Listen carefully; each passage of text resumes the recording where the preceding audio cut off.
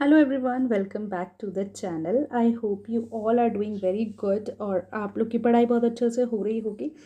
तो आज का जो हमारा वीडियो है वो है सांख्य फिलॉसफी के ऊपर। वेरी इंपॉर्टेंट पार्ट है, बहुत इंपॉर्टेंट है, बच्चों को इसे समझने में काफ़ी दिक्कत हो रही है, तो ये वीडियो उसी के लिए है। धीरे धीरे इस वीडियो को देखिए, 1 2 3 बार देखिए, आपको समझ में आएगा। थोड़ा सा टफर साइड में होता है ये, क्यों? क्योंकि फ़िलॉसफी है, फ़िलॉसफी हर किसी को समझ में नहीं आती, बट मैंने काफ़ी इजी करके आपको समझाने की कोशिश की है। आई होप आपको समझ में आएगी। नहीं आएगी या जो भी आपको इशू आ रहा है, आप कमेंट सेक्शन में ज़रूर लिखना, ठीक है। और इससे पहले हमने न्याय फिलॉसफी कवर कर चुका है। उसके अलावा भी बीएड के जो सिलेबस है, जो पूरा का पूरा कंटेंट है, वो चैनल पर पड़ा हुआ है, आप जा कर के ज़रूर देखें। उसके अलावा कोई सजेशन है, कोई चीज़ है, वो आप मुझे ज़रूर बताएं, मैं उस पर ज़रूर अमल करूँगी, ठीक है। शुरू करेंगे, दैट इज़ सांख्य फिलॉसफी। तो हमने देखा था कि इंडिया के अंदर, एंशियंट इंडिया के अंदर काफ़ी सारी फिलॉसफीज़ आई, है ना। तो 6 फिलॉसफीज़ जो हैं वो हमारे इंडिया में आई थी, जिसे हम ऑर्थोडॉक्स स्कूल कहते हैं, है ना। जो ऑर्थोडॉक्स स्कूल होता है, और उन्हीं में से एक फिलॉसफी जो है हमारी, दैट इज़ सांख्य फिलॉसफी है, ठीक है। तो जो सांख्य फिलॉसफी है ना, ये फिलॉसफीज़ हैं, जो भी 6 फिलॉसफीज़ हैं, ये हमें आंसर करती हैं हमारे कुछ सवालों का, कि आदमी परेशान है तो क्यों है, निकलने के रास्ते क्या हैं, और अल्टीमेट हमें मोक्ष कैसे मिलेगा। तो ये सारी फिलॉसफीज़ इनके बारे में बात करती हैं, और लेकिन सब अपना डिफरेंट आंसर देती हैं, डिफरेंट पर्सपेक्टिव देती हैं। जैसे कि न्याय फिलॉसफी लॉजिकल रीजनिंग पर बात कर रही थी, ऐसे ही सांख्य फिलॉसफी डुअलिस्टिक रियलिज्म पर बात करेगी, द्वैतावाद पर बात करेगी, ठीक है। तो इसी तरीके से डिफरेंट फिलॉसफीज डिफरेंट आंसर्स देती हैं, और उन्हीं को हम यहाँ पर धीरे धीरे पढ़ रहे हैं, ठीक है। तो स्टार्ट करेंगे हम। तो देखो, जो सांख्य फिलॉसफी है वो कहती है, सबसे पहले हम ये जानेंगे किसने फाउंड की। सबसे पहले ये सेज कपिल ने फाउंड की, ये थे, और इन्होंने बताया कि रियलिटी क्या है। इन्होंने अपने तरीके से बताया, इन्होंने कहा कि रियलिटी क्या है, आदमी परेशान है तो क्यों परेशान है, और अल्टीमेटली अगर आपको लिबरेशन चाहिए, मोक्ष की प्राप्ति चाहिए, तो उसका रास्ता कहाँ से होके जाता है, ठीक है। फाउंडर सेज कपिल, अगर आपका एमसीक्यू है तो ये क्वेश्चन बनता है यहाँ से, और सोर्सेस का ये है। सबसे पहली बात अगर मैं करूँ इसमें, तो क्या सांख्य फिलॉसफी जो है वो गॉड के ऊपर बिलीव करती थी? तो नहीं, वो गॉड के ऊपर बिलीव नहीं करती थी। दे बिलीव इन वेदास, वो वेदों को मानते थे और कहते थे कि जो भी सत्य है वो वेद है ना, and they do not believe in the God, ठीक है। तो अगर हम देखें, अब सांख्य फिलोसफी बात किस चीज़ की कर रही है, मैंने आपको शुरुआत में ही बोला that they are talking about dualism. अब डुअलिज्म से क्या समझ में आ रहा है आपको? दो, टू। डुअलिज्म का मतलब टू ही होता है ना, टू होता है डुअलिज्म का मतलब। तो इन्होंने कहा कि जो कॉस्मोस है, जो वर्ल्ड है, जो सच्चाई है, जो चीज़ें हैं, वो किन चीज़ों से मिलकर बनी हैं? वो बनी हैं किससे? पुरुष और प्रकृति, दो चीज़ों से बनी है। एक है पुरुष और एक है प्रकृति, पुरुष और प्रकृति, ठीक है। ये जो पुरुष और प्रकृति आप रियल सेंस में इंडिया में आज आप समझ रहे हैं, वो नहीं है, ये डिफरेंट है ना। फिलॉसफी है तो डिफरेंट चीज़ें होंगी। पुरुष क्या है? पुरुष है कॉन्शियसनेस। पुरुष ऐसी चीज़ है जो कभी नहीं बदली जाएगी, वो कभी नहीं बदलेगी, जो जैसी है वो वैसी ही रहेगी।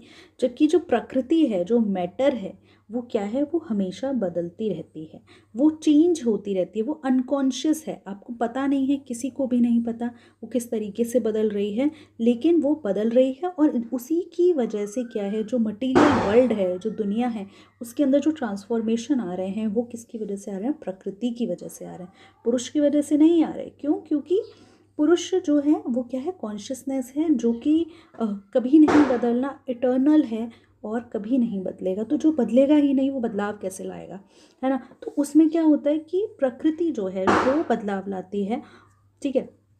तो क्या पढ़ा हमने? हमने पढ़ा जो सांख्य फिलॉसफी है वो कहती है कि जो ट्रुथ है, जो वर्ल्ड है, वो दो चीज़ों से बना है, एक पुरुष, दूसरा इस प्रकृति, ठीक है। हमने देखा। अब क्या मैंने कहा कि जो पुरुष है वो तो बदलता नहीं है, लेकिन प्रकृति बदलती है। अब जो प्रकृति है ना, वो 3 गुणों से मिलकर बनती है। प्रकृति 3 गुणों से मिलकर बनती है, सत्व, रजस और तमस, ठीक है। देखते हैं। तो प्रकृति जो है 3 गुणों से मिलकर बनती है, सत्व, रजस, तमस, ठीक है। तो आपको भी पता है, अगर कोई चीज़ है, अगर आपको एक चॉकलेट शेक पीना है, तो उसमें एक रेशो के अकॉर्डिंग एक होना चाहिए, इतनी चीनी होनी चाहिए, इतना चॉकलेट होना चाहिए, इतना मिल्क होना चाहिए, इतना वाटर होना चाहिए, तभी वो अच्छे से बनेगी। तो ऐसे ही हम एज एन एग्जाम्पल ले रहे हैं कि ऐसे ही जो प्रकृति है ना वो 3 गुणों से मिलकर बनी है, 1 सत्व, 2 रजस और 3 तमस। तो प्रकृति के अंदर इन तीनों का बैलेंस है। मान लो 100% तो अराउंड 33% तीनों में होना चाहिए। लेकिन ठीक है, अगर ये है ऐसा है तो क्या है, बैलेंस्ड हैं, चीज़ें बदल नहीं रही हैं। लेकिन क्या होता है कि क्या होता है यहाँ पे कि एक चीज़ ज़्यादा होती है, कोई चीज़ कम होती है और एक चीज़ फिर कम होती है। तो क्या होता है कि जब इन तीनों का जो बैलेंस है, मान लो 33 है, अगर ये कम हो जाता है, मान लो सत्व जो है वो हो गया 20%, है ना, तमस हो गया, और तमस हो गया आपका 80%। तो क्या होगा कि अगर किसी पर्सन के अंदर सत्व वाला कंपोनेंट जो है वो ज़्यादा है, सेकेंड, अगर कंपोनेंट ज़्यादा है तो क्या होगा, वो पर्सन आपको काम दिखेगा, विजडम दिखेगी उसके अंदर, है ना। क्यों? क्योंकि उसके सत्व, प्योरिटी बहुत ज़्यादा है, बैलेंस है, वो ज्ञानी है, उसके पास वो चीज़ें ज़्यादा हैं। अगर किसी के अंदर रजस ज़्यादा है तो आपको उसके अंदर एनर्जी दिखेगी। आपने बहुत बच्चे देखे होंगे कि ओवर एक्टिव होते हैं, है ना, तो वहाँ पे आपको एक्टिविटी दिखेगी, कुछ करने की जो वो होती है वो दिखेगी। Then we have Tamas, that is inertia, ignorance. किसी के अंदर जब तमस होता है तो आपने देखा होगा पर्सन नेगेटिव है, काफ़ी लिथर्जिक है, आलसी है, ये वाला कंपोनेंट जब ज़्यादा होता है तो इस पर्सन के अंदर तमस वाला कंपोनेंट ज़्यादा होता है। ठीक है, तो क्या होगा कि मान लो अगर मैं आपसे कहूँ कि किसी के अंदर सत्व ज़्यादा है तो वो आपको अच्छा दिखेगा, रजस ज़्यादा है तो वो आपको ओवर एक्टिव दिखेगा, है ना। तो जो प्रकृति है वो इन्हीं तीनों के बैलेंस से बनकर बनी है। और जब ये तीनों जो हैं आगे पीछे होता है, कोई आगे हुआ कोई पीछे हुआ, तो क्या होता है, इस वर्ल्ड का ट्रांसफॉर्मेशन होता है। ये दुनिया जो है वो तभी बदलती है। जो चीज़ें बदल रही हैं वो क्यों बदल रही हैं, क्योंकि इन तीनों में इंटरप्ले चल रहा है, कोई ज़्यादा है कोई कम है। देखो बैलेंस है तो कोई ट्रांसफॉर्मेशन ही नहीं होगा, जब चीज़ें कम ज़्यादा होंगी तभी आपको ट्रांसफॉर्मेशन दिखेगा। ठीक है, सांख्य फिलॉसफी इवोल्यूशन के बारे में भी बात करती है ना।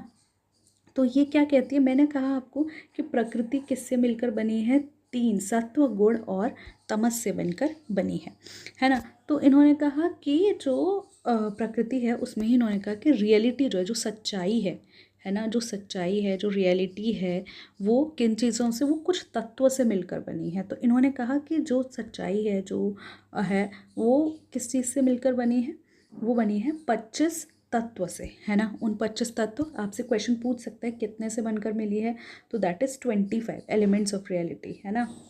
और वो क्या थे, प्रकृति के 3 गुण थे, है ना। तो वो भी याद रखने हैं, क्योंकि कंफ्यूज हो सकते हो कि यहाँ 25 है वहाँ 3 था, वो इंटरप्ले करके पूछ सकता है ना। तो ये क्या था, ये था क्या था कि जब 3 गुण का इंट्रैक्शन होता है, सत्व रजस तमस, तो 3 है, और इवोल्यूशन के लिए जो एलिमेंट्स हैं रियलिटी के वो 25 हैं। तो पुरुष है, प्रकृति है, महत है, अहंकार है, मनस है ना, 5 आपकी ज्ञानेंद्रियाँ हैं, 5 कर्म इंद्रियाँ हैं, 5 तन्मात्रा हैं और 5 महाभूता है। ऐसे करके 25 हैं ये, इनसे सच्चाई बनी है ना। 5 महाभूतास पूछ लेता है, 5 महाभूतास कौन से हैं, अर्थ, वाटर, फायर, एयर, ईथर। तन्मात्रास कौन से हैं, साउंड, आप सुन पा रहे हैं, आप टच कर पा रहे हैं, फॉर्म। आप किसी चीज़ को जानेंगे कैसे जब तक आप उसको सुन नहीं पा रहे, टच नहीं कर पा रहे, है ना। 5 कर्म इंद्रियाँ हैं, हैंड, फीट, स्पीच, एक्सक्रीटरी। 5 ज्ञान इंद्रियाँ हैं, hearing, sight, touch, taste and smell, है ना। कब होता है ये जो इवोल्यूशन है कब होता है, जब प्रकृति पुरुष से कि के बीच में जब इंटरेक्शन हो रहा है, पुरुष से जब वो इन्फ्लुएंस हो पा रही है, तब ये चीज़ें बन रही हैं। ठीक है, देन सेकेंड, ओके, एक इनकी सांख्य कॉस्मोलॉजी के बारे में क्या बात करता है, उन्होंने कहा ये जो वर्ल्ड है ये इवॉल्व हो रहा है साइक्लिकली। कैसे, जब गुणों, जो 3 गुण बताए थे मैंने, सत्व रजस तमस, इनका जब बैलेंस जो है वो डिस्टर्ब होता है तो प्रोसेस ऑफ क्रिएशन बिगिंस। जो क्रिएशन है, जो कोई चीज़ बनना स्टार्ट करती है, और जो लिब्रेशन है वो भी इसी साइकिल का पार्ट है। ठीक है, देन एक इनकी थ्योरी है कॉज एंड इफेक्ट, वो वही है कि जो हो रहा है उसके पीछे आपको लगता है कि कोई चीज़ हो रही है लेकिन ऐसा है नहीं, दैट इज़ बीइंग, वो ऑलरेडी होनी होती है, किसी का रीज़न होता है उसका वो इफेक्ट होता है। दैट इज़ थ्योरी ऑफ सत्कार्यवाद। आपसे पूछ लेते हैं कि थ्योरी ऑफ सत्कार्यवाद किस फिलॉसफी के अंदर आती है। ठीक है, then theory of knowledge, knowledge के बारे में बात करते हैं कि आपको नॉलेज कहाँ क्या है, ज्ञान क्या है ना। तो सांख्य कहता है कि नॉलेज, जो ज्ञान है उसके प्राप्ति के 3 रास्ते हैं। कौन कौन से? प्रत्यक्ष, अनुमान और शब्द, है ना। प्रत्यक्ष क्या है? जो आपके सेंसरी ऑर्गन्स देख पा रहे हैं, है ना, जो आपको आपके सेंसरी ऑर्गन से मिल रही है, सिर्फ वही सत्य है। अनुमान, आपने देखा, फिर आपने लॉजिक लगाया, अच्छा आग लग, धुआं उठ रहा है, दैट मीन्स आग लगी है। देन शब्द, knowledge based on the testimony of reliable sources.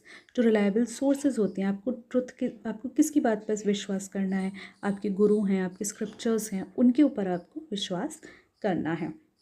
मोक्ष के बारे में बात क्या करते हैं? ये कहते हैं कि जो सफरिंग है और जो लिबरेशन है उसके बारे में क्या बात करते हैं। उन्होंने कहा जो वर्ल्ड है ना, उसके अंदर आदमी दुखी है। क्यों दुखी है? क्योंकि पुरुष और क्योंकि जो पुरुष और प्रकृति है उसके बारे में मिस आइडेंटिफिकेशन है, लोगों को पता ही नहीं है। और उसकी वजह से क्या होता है? हमारी अटैचमेंट, डिज़ायर और जो बर्थ एंड डेथ की साइकिल जो है वो चलती रहती है। देन मोक्ष, लिबरेशन जो है वो आपको कैसे मिलता है? जब ये पता चल जाता है कि पुरुष जो है वो प्रकृति से अलग है। जब पुरुष जो है वो प्रकृति से अलग है तो क्या होगा? डिटैचमेंट होगा, है ना, मटेरियल एग्जिस्टेंस से। जो कि एग्जिस्टेंस है उससे आपको लगेगा नहीं ये सब सत्य नहीं है। और अगर आपको ये मिल जाता है, अगर आप पुरुष को प्रकृति से अलग डिस्टिंक्ट कर लेते हो तो आपको मोक्ष प्राप्ति हो जाएगी। ठीक है। उसके अलावा सांख्य, अद्वैता, वेदांता, इसको छोड़ो, इसको हम बाद में देखेंगे। दैन अगर सांख्य फिलॉसफी का एजुकेशनल रेलेवेंस क्या है?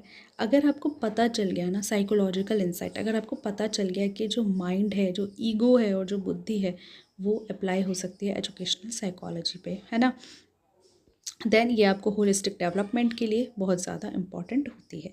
तो कंक्लूड करूँ अगर मैं, तो सांख्य फिलॉसफी जो है वो कॉन्शियसनेस के ऊपर, मटेरियल एग्जिस्टेंस और ह्यूमन सफरिंग के ऊपर बात करती है। अगर हम इसको आज की मॉडर्न एजुकेशन के में अगर हम आज इसको इनकलकेट कर लेते हैं, इंटीग्रेट कर लेते हैं, तो स्टूडेंट्स को भी फिलोसफिकल नॉलेज भी नहीं बल्कि पर्सनल और साइकोलॉजिकल ग्रोथ के बारे में भी जो है उनको चीज़ें पता चलेंगी। ठीक है। तो यही थी सांख्य फिलॉसफी। आई होप आपको ये अच्छी लगी होगी। वीडियो को 2-3 बार देखेंगे तो आपको चीज़ें दिमाग में बैठनी शुरू हो जाएंगी, क्योंकि थोड़े टफर साइड में होती हैं डेफिनेटली फिलोसफीज़। और अभी वेदांता और पढ़ेंगे तो और चीज़ें क्लियर हो जाएंगी। ठीक है। तो thank you so much for watching. Thank you.